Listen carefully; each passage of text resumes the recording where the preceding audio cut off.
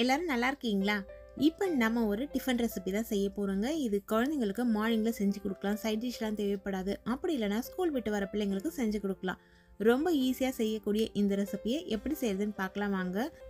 முதல்ல ஸ்டவ்வை சுவிட்ச் ஆன் பண்ணி தோசைக்கல்லை வச்சுட்டு மீடியம் ஃப்ளேமில் வச்சு கொஞ்சமாக எண்ணெய் விட்டு வெங்காயம் வச்சு தேய்ச்சி தோசைக்கல்லை ரெடி பண்ணியிருக்கேன்.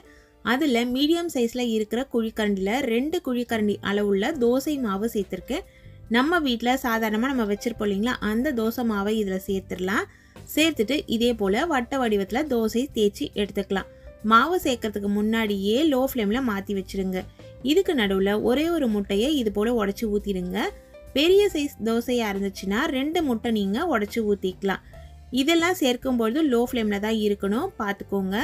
அதுக்கப்புறம் நல்ல பொடியாக கட் பண்ண வெங்காயம் இது மேலே நம்ம தூவிக்கலாம். வெங்காயம் நம்மளோட தேவைக்கு ஏற்ற மாதிரி தோசையோட சைஸுக்கு ஏற்ற மாதிரி நீங்கள் கூடுதலாவோ இல்லை குறைவாவோ சேர்த்துக்கோங்க.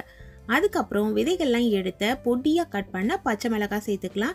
சின்ன பிள்ளைங்களுக்கு கொடுக்குற மாதிரி இருந்ததுன்னா பச்சை மிளகாவை நீங்கள் அவாய்ட் பண்ணிக்கலாம்.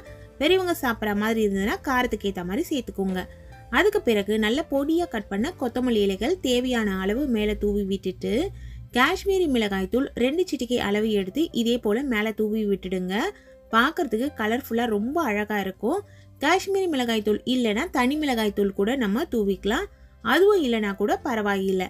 அதுக்கப்புறம் மிளகு தூள் 2-3 சிட்டிகை அளவு மேலே தூவி விட்டுக்கலாம். மிளகு சீரகம் சேர்த்து அரைச்சிருக்க தூள் இருந்தாலும் பரவாயில்ல, அதை நம்ம தூவிக்கலாம். இதெல்லாம் சேர்த்த பிறகு மேலே முட்டை ஊற்றிருக்கோம் இல்லைங்களா, அதுக்கு தேவையான அளவு தூள் உப்பு ஒரு 4 சிட்டிகை அளவுக்கு மேலே தூவி விட்டுடுங்க. அதுக்கப்புறம் ஒரு கரண்டி வச்சு இது எல்லாத்தையும் நம்ம ஸ்ப்ரெட் பண்ண போகிறோம். அதுக்கு முன்னாடி கொஞ்சமாக எண்ணெய் சேர்த்துக்கலாம்.